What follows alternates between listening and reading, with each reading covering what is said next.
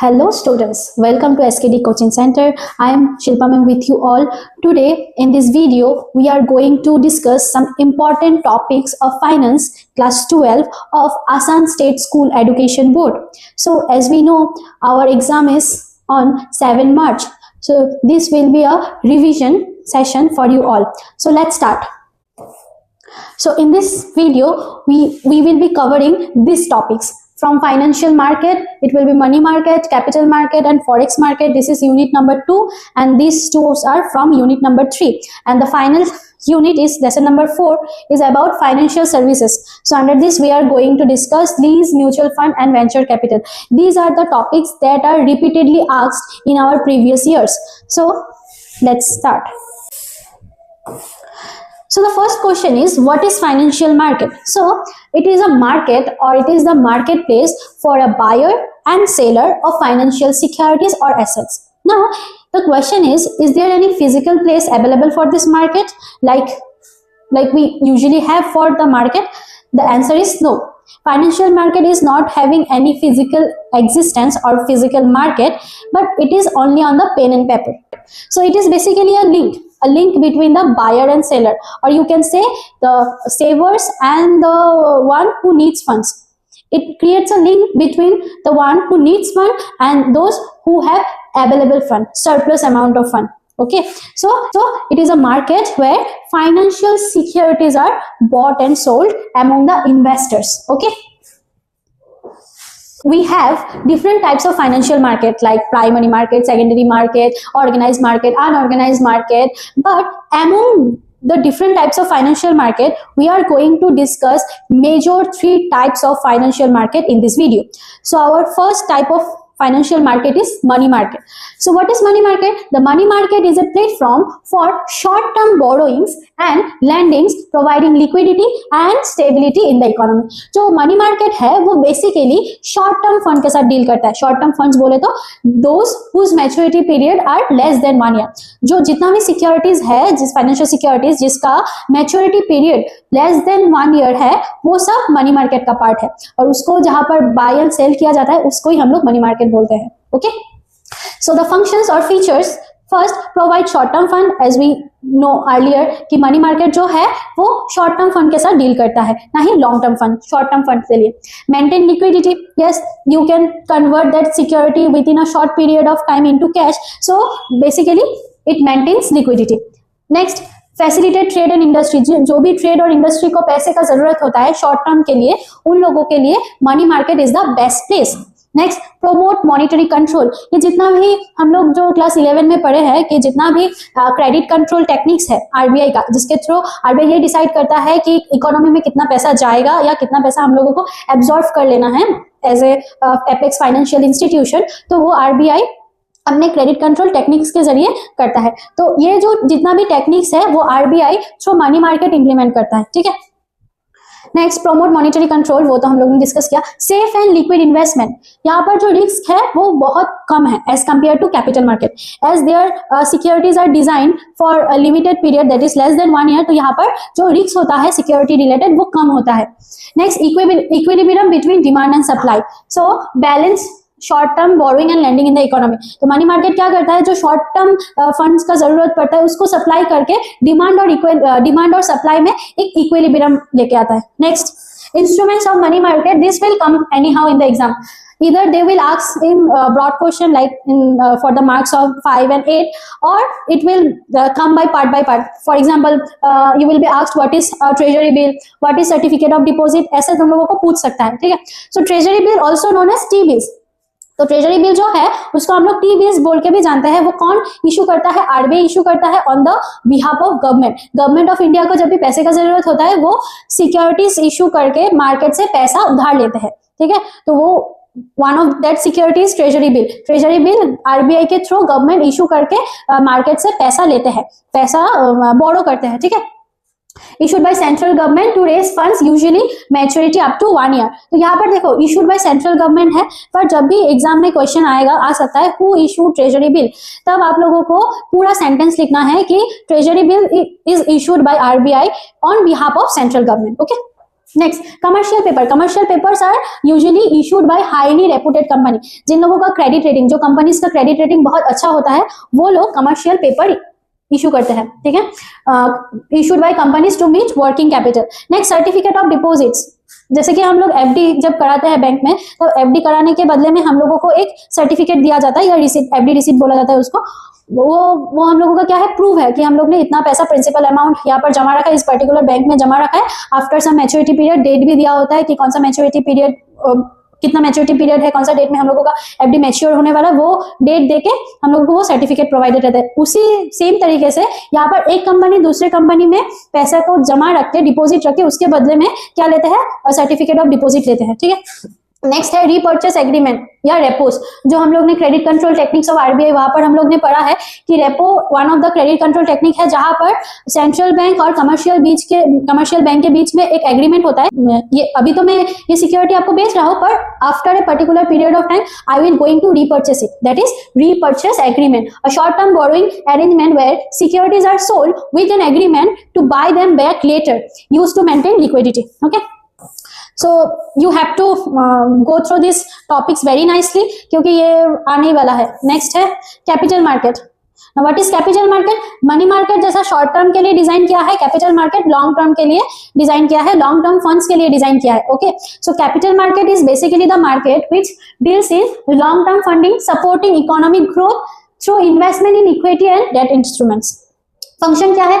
जितना भी mobilisation of security है वो हम लोग कैपिटल मार्केट के थ्रू कर सकते हैं. हम लोगों का सेविंग्स अगर घर पे पड़ा रहा तो वो उसका ओवर द टाइम वो डिवैल्यूड हो जाएगा, राइट. जैसे कि बैंक में भी, बैंक वगैरह में देता ही कितना है interest rate, 2%, 3% on the saving deposits. Okay, but capital market जो है वो तुम लोगों को मतलब हम सभी को वो more than the inflation rate से ज्यादा ही रिटर्न प्रोवाइड करता है. तो हम लोग क्या करते हैं, over the period of time our money grows. Okay, अगर हम लोग ने बैंक में पैसा रखा और इट इज गिविंग 2% और 3% ईयरली रिटर्न, उसका मतलब ओवर द टाइम हम लोगों का पैसा डिवैल्यूड ही होगा. पर उसी सेविंग डिपॉजिट को, अगर उसी सेविंग्स का अमाउंट को अगर हम लोग कैपिटल मार्केट के कोई सिक्योरिटीज में लगाते हैं, सिक्योरिटीज में इन्वेस्ट करते हैं, that will give you more than 6% और 7%. एनुअली हम लोगों का इन्फ्लेशन नॉर्मली 6% रहता है, तो उससे ज्यादा जहां पर हम लोगों को पैसा मिल रहा है, that is a good investment. But एक बात क्या है, बैंक वगैरह में रिस्क नहीं होता है, दैट इज रिस्क इज ना के बराबर 0%, बट कैपिटल मार्केट में रिस्क भी होगा. Okay, next, capital formation. जितना भी कंपनीज है, एक टाइम के बाद कंपनीज को बहुत ज्यादा पैसे का जरूरत पड़ता है, जो कि बैंक लोन या फिर other types of financial assistance through different types of financial institution वो मुमकिन नहीं होता है. तो they get capital from the capital market only.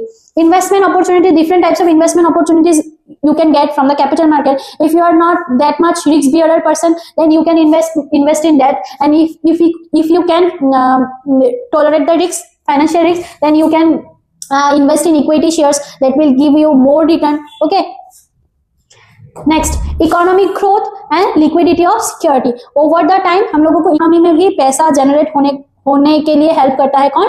Stock exchange, और you can say capital market. Liquidity of securities, as it is a readymade market रहता है और बहुत number of buyers and number of sellers बहुत रहता है, तो it will give you a readymade platform to buy और sell securities any time. Okay, next question आ सकता है, ये बीएसटी में भी पूछा जा सकता है या फाइनेंस में भी पूछा जा सकता है कि what are the difference between capital market and money market.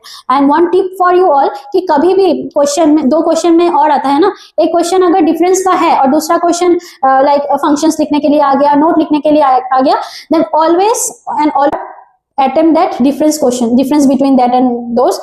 Okay, तो जो डिफरेंस वाला जो क्वेश्चन रहता है उसमें मार्क्स गेन करना इजी रहता है as compare to other short notes and function features. However जो तुम लोगों को अच्छे से आएगा वही तुम लोग एग्जाम में अटेम्प्ट करोगे, that is up to you. But it was a advice from my side कि जब भी डिफरेंस का क्वेश्चन आए और डिफरेंस के साथ कोई दूसरा क्वेश्चन आया है जो नोट लिखने के लिए आया है, फंक्शंस लिखने के लिए आया है, try to attempt that difference between, क्योंकि डिफरेंस बिटवीन में ज्यादा मार्क्स आता है. अभी देखो, मैंने यहाँ पर सिर्फ कैप्शन दे दिया, note point of distinguish. So here I have provided only points. लिखना तुम लोगों को खुद से है. यहाँ पर अगर मैं कैपिटल मार्केट लिखूं, यहाँ पर अगर मैं मनी मार्केट लिखूं, तो यहाँ पर कैसा होगा टाइम? मनी मार्केट में less than 1 year, capital market में more than 1 year, right. Purpose क्या है कैपिटल मार्केट का? To meet long term needs, financial needs. Money market में क्या है? To meet short term financial needs. जो हम लोगों को वर्किंग कैपिटल का नीड्स होता है वो बेसिकली मनी मार्केट हम लोगों को वो फुलफिल करने में हेल्प करते हैं। इंस्ट्रूमेंट्स में यहाँ पर आएगा शेयर्स, डिवेंचर्स। मनी मार्केट में अभी तुम लोग ने पढ़ा है T bills, CPs, commercial paper, CDs. Okay, risk level capital market में थोड़ा हाई रहता है, मनी मार्केट में थोड़ा लो रहता है क्योंकि उन लोगों का मैच्योरिटी पीरियड भी कम रहता है। लिक्विडिटी मनी मार्केट में थोड़ा लो रहता है, मनी मार्केट में ज्यादा रहता है, थोड़ा लिक्विडिटी हाई रहता है क्योंकि within a short period of time we can get converted the security into cash. Okay, now talking about the divisions of financial market or divisions of capital market.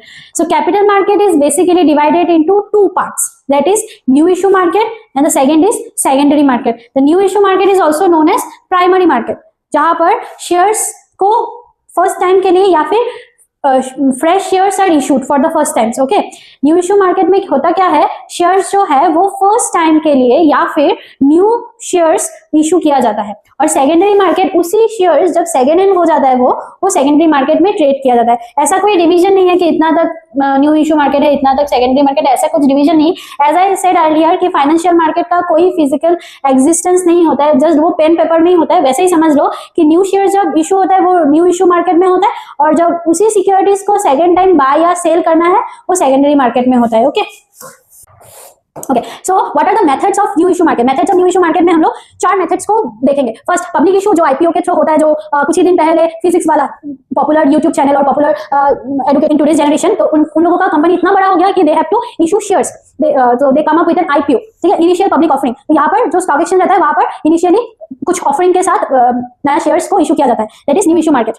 Next, private placement. अभी private placement में क्या होता है, if you have ever seen the shark tank episode, वहां पर क्या होता है, जिन लोगों का अपना खुद का बिजनेस रहता है, सो दे गो टू डिफरेंट शार्क्स और डिफरेंट बिग पर्सनैलिटीज, तो वो अपना प्रपोजल को रखते हैं और उसके बाद बोलते हैं कि देखिए हमारा ये सीन है, आप लोग अगर हम लोग यहाँ पर इन्वेस्टमेंट करना चाहते हैं तो कर सकते हैं। So that is kind of private placement. Privately किसी कंपनी में हम लोग गए या फिर किसी इंडिविजुअल के पास गए, वहां पर हम लोग ने ऑफर किया कि you can purchase our shares, that is private placement. Next है राइट इशू और बोनस इशू। ये दोनों में थोड़ा कंफ्यूजन हो सकता है पर इसको अच्छे तरीके से देख लेना। राइट इशू में क्या होता है, एक्जिस्टिंग शेयर होल्डर्स को एडिशनल शेयर दिया जाता है डिस्काउंटेड प्राइस। फॉर एग्जाम्पल, एक शेयर्स का अगर मार्केट प्राइस है, एक शेयर्स का अगर मार्केट प्राइस है 100 रुपीज, सो वहां का जो एक्जिस्टिंग शेयर होल्डर्स है और या फिर एक्जिस्टिंग स्टेक होल्डर्स है, एम्प्लॉइज हो सकता है, बोर्ड ऑफ डायरेक्टर्स हो सकता है, जो भी स्टेक होल्डर्स है या शेयर होल्डर्स है, उन लोगों को डिस्काउंटेड प्राइस में फॉर एग्जांपल 95 रुपीज में ऑफर किया जाएगा, पहले ऑफर किया जाएगा, मतलब before going to the market उन लोगों को पहले डिस्काउंटेड प्राइस में ऑफर किया जाएगा। नेक्स्ट है बोनस इशू। यहाँ पर तुमको पैसा देना पड़ेगा if you are existing share holder of a company, then you have to pay for buying additional shares but at discounted price. But bonus issue में ऐसा नहीं होता है। बोनस शेयर्स में क्या होता है, if you have 1 shares in A company तो तुमको बोनस में दूसरा शेयर फ्री मिलेगा, free of cost,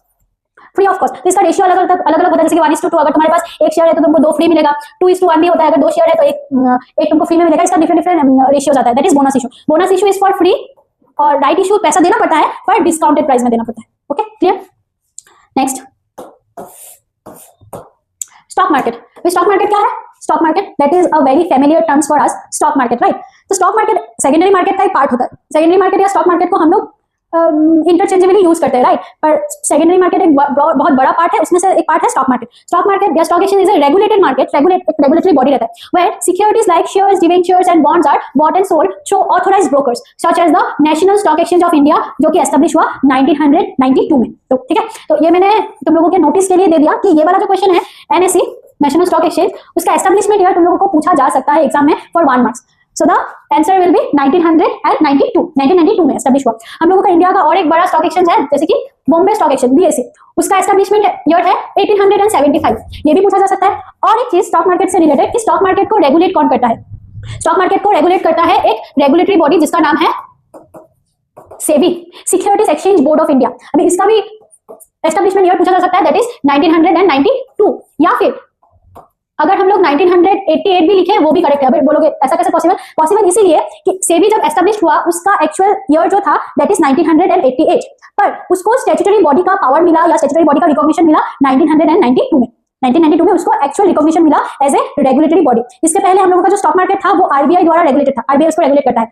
you can write it as a difference between money market and capital market कि कैपिटल मार्केट को रेगुलेट करता है सेबी और मनी मार्केट को रेगुलेट करता है आरबीआई, ठीक है? You can add that point in difference also. Okay, तो स्टॉक मार्केट क्या है? एक रेगुलेटेड मार्केट प्लेस है जहां पर सेकंड हैंड सिक्योरिटीज को बाय एंड सेल किया जाता है अमंग द इन्वेस्टर्स। ओके, उसका फंक्शंस क्या क्या है? देखो, ये वाला फंक्शंस जो है ये भी तुम लोगों को इधर बीएसटी और या फाइनेंस ये वाला क्वेश्चन आ ही सकता है कि what is the role of stock exchange. Okay, first provide liquidity, as I told you earlier कि जो हम लोगों का स्टॉक मार्केट रहता है वहां पर न्यूमरस अमाउंट ऑफ इन्वेस्टर्स रहते हैं जो रेडीली अवेलेबल रहता है अपने शेयर्स को खरीदने के लिए या बेचने के लिए। तो इसीलिए सिक्योरिटीज मार्केट जो है, स्टॉक एक्सचेंज जो है, वहां पर हम लोगों को लिक्विडिटी अच्छा खासा मिल जाता है। ठीक है, नेक्स्ट प्राइस डिटर्मिनेशन, किसी भी कंपनी का शेयर का प्राइस कैसे फिक्स होगा, वो वन ऑफ द फैक्टर है जो डिसाइड करता है, वो है हम लोगों का demand.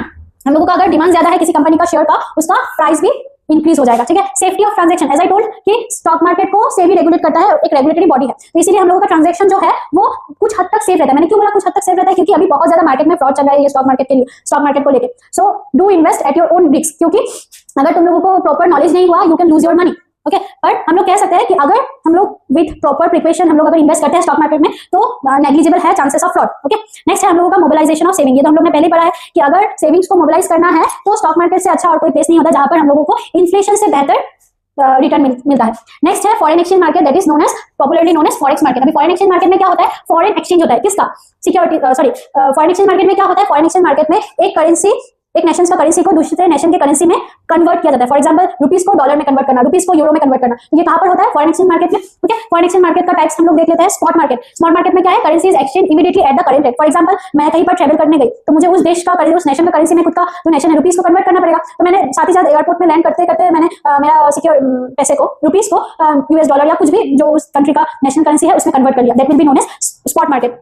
Forward market and future market, ये आपस में थोड़ा कंफ्यूज करने वाला है, पर don't be confuse, I am explaining to you all. Okay, don't be confuse. Forward market में क्या होता है? Currency is exchange at a future date at a pre decided rate. Future market में भी वैसे ही होता है, करेंसी कॉन्ट्रैक्ट्स आर स्टैंडर्डाइज्ड। ये वाला जो वर्ड होता है, ये वाला वर्ड फ्यूचर्स को फॉरवर्ड मार्केट से अलग बनाता है। फॉरवर्ड मार्केट जो है वो कस्टमाइज्ड है, कस्टमाइज्ड है। For example there is two party, for example I have taken two party A and B. Okay, A को मैंने पकड़ा, इंडियन इन्वेस्टर है, और बी को मैंने पकड़ लिया, फॉरेन इन्वेस्टर से।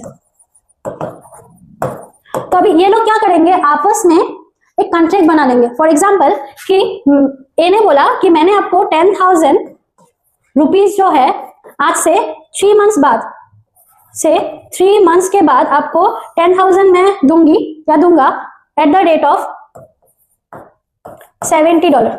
$70 में दे दूंगा। ठीक है, $70 में मैं आपको ये 10,000 रुपीज को 3 मंथ्स में 3 मंथ्स के बाद दे दूंगा, फ्यूचर डेट में। ठीक है, अभी ये लोग ने आपस में ये रेट को डिसाइड कर लिया and that will be the part of forward market. ये क्या हुआ? ये कस्टमाइज्ड एग्रीमेंट हुआ, राइट? पर यही वाला एग्रीमेंट अगर कोई एक्सचेंज मार्केट में या फिर कोई एक स्टैंडर्ड मार्केट में होता तो वो हो जाता हम लोगों का फ्यूचर मार्केट। तो फ्यूचर मार्केट में क्या होता है? स्टैंडर्डाइज रहता है, ऑफिशियल्स डिसाइड कर देते हैं। फॉर एग्जांपल अभी स्टॉक मार्केट में, स्टॉक हम लोगों का इंडियन का stock market, national Stock exchange में किसी कमोडिटी नहीं, किसी शेयर्स का प्राइस क्या होगा वो स्टॉक एक्सचेंज डिसाइड कर देंगे ना। जो हम लोगों का डिमांड एंड सप्लाई फैक्टर है, बाकी सब फैक्टर्स को चेक करके वो लोग डिसाइड कर लेते हैं। We can't manipulate it, right? वैसे ही फ्यूचर मार्केट में भी वैसे ही होता है, फ्यूचर एग्रीमेंट होता है पर वो एक स्टैंडर्डाइज रेट में होता है, स्टैंडर्डाइज एग्रीमेंट होता है, जो कि फॉरवर्ड मार्केट में नहीं होता है। फॉरवर्ड मार्केट में they are dealing OTC, they are doing OTC, over the counter exchange. Next lease, अभी हम लोग आते हैं नेक्स्ट टॉपिक में, lease. What is lease? Lease एक ऐसा एग्रीमेंट है, फाइनेंशियल एग्रीमेंट है, जहां पर विदाउट बाइंग द सिक्योरिटी और without buying the asset you can use it. Okay, तो जो रियल ओनर होता है, लीज का मतलब क्या है? लीज एक ऐसा फाइनेंशियल एग्रीमेंट है जहां पर एक ओनर खुद के एसेट को किसी दूसरे को दे देता है यूज करने के लिए। ठीक है, मतलब लीज के अंदर without buying it you can still use the asset. Okay, तो लीज में 2 वर्ड रहता है, एक होता है लेसर और दूसरा होता है लेसी। लेसर कौन है? जो ओनर है, जो ओनर ऑफ द एसेट है। लेसी कौन है? जो यूजर ऑफ द एसेट है। जो यूजर है उसको हम लोग लेसी बोलते हैं, और लेसर किसको बोला जाता है? जो ओनर है, जो लीज एग्रीमेंट के लिए अपना एसेट को किसी और को गिरवी नहीं, रेंट पे देते हैं। ओके, अभी there are major 2 types of lease. One is capital lease which is also known as financial lease, और दूसरा है सर्विस लीज, जिसको हम लोग ऑपरेटिंग लीज के नाम से भी जानते हैं। ठीक है। तो कैपिटल लीज और सर्विस लीज होता क्या है, कैपिटल लीज में ओनरशिप का बेनिफिट्स रहता है, जैसे कि leading to asset depreciation on the lessee's balance sheet reflecting long term financial commitment and potential tax advantage. तो कैपिटल लीज में क्या होता है, कैपिटल लीज में हम लोग किसी दूसरे को हम लोगों का एसेट देते हैं यूज करने के लिए for a longer period of time. Capital lease थोड़ा लॉन्ग टर्म के लिए होता है, से 10 ईयर्स 20 ईयर्स, ठीक है, कैपिटल लीज दिया जाता है। दूसरे और सर्विस लीज थोड़ा कम सालों के लिए दिया, 5 years 1 year 6 month. For say if you are taking lease of a projector for school के लिए हम लोग अगर प्रोजेक्टर किसी से लीज लेते हैं तो वो हम लोगों का ऑपरेटिंग लीज में आ जाएगा, शॉर्ट टर्म के लिए लिया। और capital lease for example I have taken lease of a land का ले लिया, मशीनरी का ले लिया, ट्रक का ले लिया, मुझे ट्रक का बिजनेस ट्रांसपोर्टेशन का बिजनेस करना है पर मेरे पास पैसा नहीं है मैं क्योंकि ट्रक खरीदूं, तो मैंने क्या किया, लीज पे ले लिया, किसी और का एसेट था मैंने वो उसको लीज पे ले लिया। उसका फीचर्स क्या है, लॉन्ग टर्म है, नॉन कैंसिलेबल है, हालांकि कैंसिल हो जाता है पर कैंसिल किया नहीं जा सकता इतना इजीली। मेंटेनेंस बाय लेसी, जो लेसी रहता है, जो यूजर रहता है वही मेंटेन करता है। मेरा ट्रक खराब हो गया, मेरा मैंने एक प्लांट खरीदा, उसको एग्रीकल्चर के लिए प्लांट खरीदा, उसमें जो नरिशमेंट देना है, फर्टिलाइजर देना है, उसका पूरा मेंटेनेंस का खर्चा मेरा ही होगा, मैंने लीज लिया है ना। फिर risks and rewards transfer to lessee, risks भी मेरा है, रिवर्ट्स भी मेरा है, मुझे रेंट देना पड़ रहा है, उसके बदले में लीज के बदले में आई हैव टू पे अ रेंटल, ठीक है। Cover most of the assets economic life, for example एक ट्रक का इकोनॉमिक लाइफ कितना ही होगा 20 इयर्स, तो मैंने उसको 15 to 18 इयर्स के लिए लीज दे दिया, तो इसको बोला था cover most of the assets economic, इसीलिए बोला था कि कैपिटल लीज को ज्यादा टाइम के लिए दिया जाता है, ठीक है, और इतना टाइम के लिए दिया जाता है कि वो एसेट का जो है most of the economic life cover कर लेता है। तो कैपिटल लीज का एक फायदा क्या है कि after the lease agreement ends, lease agreement and हो जाने के बाद उसको तुम परचेज भी कर सकते हैं, ओनरशिप को ट्रांसफर भी किया जा सकता है कैपिटल लीज में। कैपिटल लीज के मतलब फॉर एग्जांपल मैंने ट्रक लिया, ट्रक लीज पे लिया, आफ्टर 15 और 18 इयर्स मुझे जो लेसर है वो मुझे ऑफर कर सकता है कि आप देखो आप इसका ओनरशिप ही ले लो, क्योंकि मैंने उसका क्या most of the economic life cover ही कर लिया। अभी जो ओनर है, रियल ओनर है, वो लेके क्या करेगा, उसको तो स्क्रैप वैल्यू मिलेगा ना, तो मेरे पास वो ऑप्शन है कि मैं उसका ओनरशिप थोड़ा बहुत ज्यादा पैसा देके, रेंट के अलावा थोड़ा बहुत ज्यादा पैसा देके उसको खरीद लूं। ओके, उसके बाद सर्विस लीज मैंने जैसे कि बोला छोटा छोटा चीजों का जिसका इकोनॉमिक वैल्यू और इकोनॉमिक लाइफ शॉर्ट रहता है, ठीक है, प्रोजेक्टर हो गया, कार हो गया, मैंने ड्राइविंग के लिए कार खरीदा, सेकंड हैंड कार को लीज में लिया, वो ऑपरेटिंग लीज में आता है, पर वहां पर क्या होता है, मेंटेनेंस जो रहता है वो लेसर का रहता है, ओनर। अगर मैंने प्रोजेक्टर लिया और प्रोजेक्टर खराब हो गया, स्कूल के लिए मैंने प्रोजेक्टर लिया और प्रोजेक्टर खराब हो गया, मैं फिर से ओनर के पास भेज दूंगा कि आप देख लीजिए, आप इसको ठीक करवा के फिर मुझे दीजिए, या फिर मैंने अगर ठीक किया तो मुझे पैसा वसूल कर लेना है ओनर से। ओके, रिस्क जो है वो ओनर को लेना पड़ता है, asset return after the lease period खत्म हो जाने के बाद मैंने उसको दे दिया। उसके बाद आया mutual fund. What is mutual fund, नाम में ही है म्यूचुअल, मतलब यहाँ पर हम लोग क्या करते हैं, बेसिकली मनी पूल क्रिएट करते हैं। स्टॉक मार्केट जो है मैंने क्या बोला, रिस्की है, बहुत ज्यादा रिस्क है। फिर उसके बाद नॉलेज चाहिए, प्रॉपर नॉलेज चाहिए, otherwise you will lose your money. तो उसके ऑल्टरनेटिव हम लोग म्यूचुअल फंड में इन्वेस्ट कर सकते हैं। क्यों? क्योंकि म्यूचुअल फंड हम लोगों को ऑप्शन देता है कि without investing directly you invest via a professional manager, जो प्रोफेशनल है, जो इस फील्ड में माहिर है, उसके द्वारा हम अपना जो पैसा है वो इन्वेस्ट कर सकते हैं स्टॉक मार्केट में। तो म्यूचुअल फंड क्या है, बेसिकली सब इन्वेस्टर से थोड़ा बहुत करके पैसा लेता है। फॉर से किसी से 100 रुपीज लिया, किसी से 500, किसी से 1000, किसी से 2000 मंथली लिया, उसका एक मनी पूल क्रिएट किया, फिर उस मनी पूल से पैसा जो है डिफरेंट सिक्योरिटीज में डाइवर्सिफाई किया। ठीक है, हम लोगों का एक कहावत है, फाइनेंस में एक कहावत है कि whenever you are buying eggs, so don't keep all the eggs in one basket. एक बास्केट में सब एग्स मत रखो, अगर कुछ हादसा हुआ तो गया पूरा बास्केट खराब। तो सिमिलरली बोला जाता है कि अगर इन्वेस्ट करना है तो एक जगह पर एक टाइप ऑफ सिक्योरिटीज में इन्वेस्ट मत करो, अपना इन्वेस्टमेंट को डाइवर्सिफाई करो। तो म्यूचुअल फंड क्या करता है, वही करता है। जो प्रोफेशनल मैनेजर रहता है म्यूचुअल फंड का, वो अपना फंड का पूल बना के उस फंड को different sectors, different types of securities में इन्वेस्ट करते हैं। उसके बाद जो हम लोगों का रिटर्न आता है उससे थोड़ा बहुत कमीशन वो लोग रख लेते हैं, बाकी हम लोगों को रिटर्न दे देते हैं। सो वही बोला गया, mutual fund is a pooled investment vehicle allowing multiple investor to invest in diversified portfolio.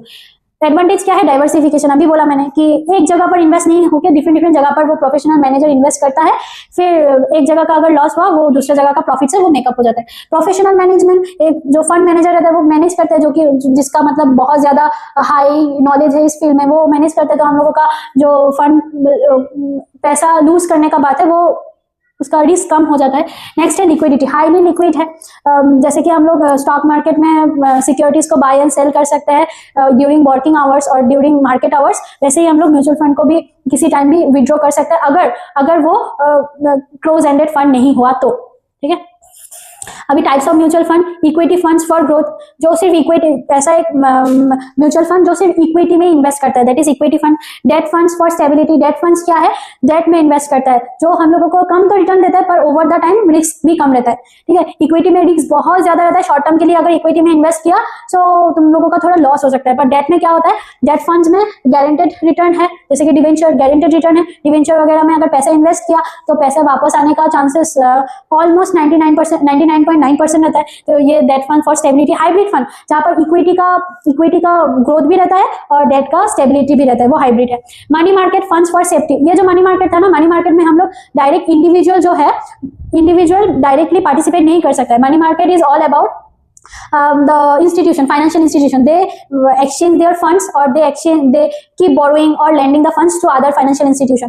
तो वो वाला ऑप्शन रहता है म्यूचुअल फंड में कि मनी मार्केट इंस्ट्रूमेंट में इन्वेस्ट करो, क्योंकि रिस्क कम रहता है, तो मनी मार्केट में इन्वेस्ट करने का भी म्यूचुअल फंड रहता है, जिसको हम लोग मनी मार्केट म्यूचुअल फंड बोल के भी जानते हैं।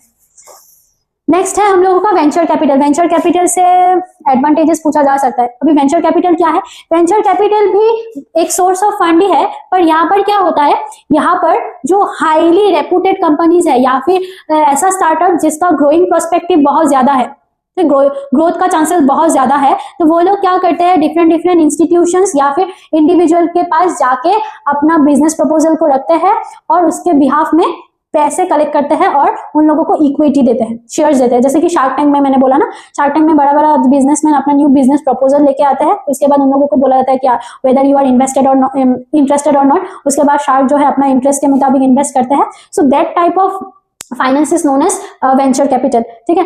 ये तो मैंने एग्जांपल दिया। इंडिया में ऐसा वेंचर कैपिटल प्रोवाइड करने के लिए बहुत बड़ा कंपनीज भी बैठा हुआ है, ठीक है।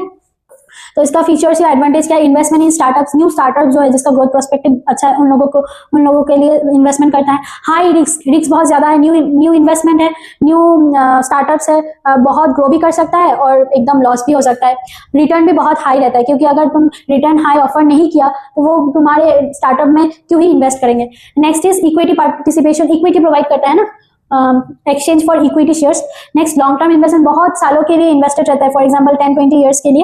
And active participation in management, ये बहुत इंपॉर्टेंट है कि कोई भी वेंचर कैपिटल कंपनी अगर तुम्हारे बिजनेस में इन्वेस्ट कर रहा है, वो उसका एक्टिव मैनेजमेंट रहेगा उस पर्टिकुलर कंपनी में। मतलब तुम कुछ भी काम उन लोगों से पूछे बिना या उन लोगों से परमिशन लिए बिना you can take it, okay. So that's for today. These topics will be very important for tomorrow's exam. Hope you will revise it and do let me know after the exam what topics are there in the exam. Thank you.